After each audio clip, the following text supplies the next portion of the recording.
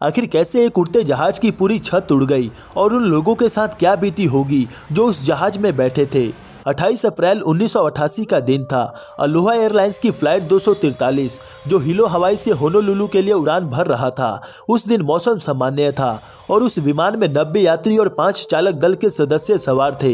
लेकिन इस साधारण सी उड़ान ने कुछ ही समय में एक खतरनाक और ऐतिहासिक घटना का रूप ले लिया। जब विमान 24,000 फीट की ऊंचाई पर उड़ान भर रहा था, अचानक एक जोरदार धमाका हुआ। विमान के ऊपर के हिस्से की छत और दीवारें टूटकर आसमान में उड़ गईं।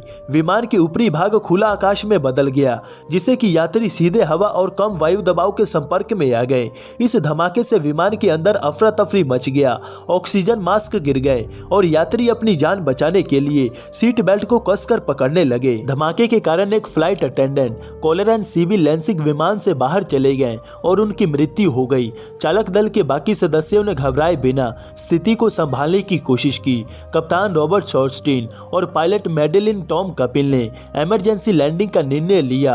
उन्हें पता था कि विमान में अब और ऊंचाई बनाए रखना संभव नहीं है और उन्होंने बड़े सावधानी से विमान को होनोलुलु हवाई अड्डे की ओर मोड़ा।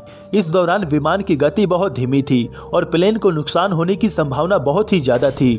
हवा के दबाव की कमी से कई यात्री बेहोश हो गए थे और तेज हवा के झोंके ने विमान के अंदर के माहौल को बहुत खतरनाक बना दिया।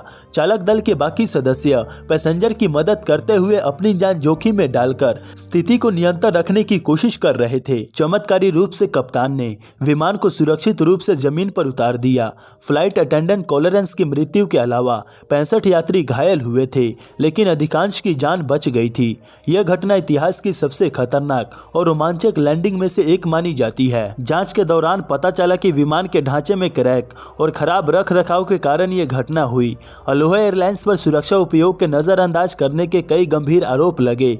इसके बाद से विमान के रख रखाव और उसके उड़ान से पहले जांच करने के कई रूल्स बनाए गए ताकि इस तरह के घटनाओं को आने वाले समय में रोका जा सके। अलोहा फ्लाइट 243 की यह घटना आज भी इतिहास की महत्वपूर्ण हिस्सा है। इस वीडियो को अपने दोस्तों में ज्यादा से ज्यादा शेयर करें।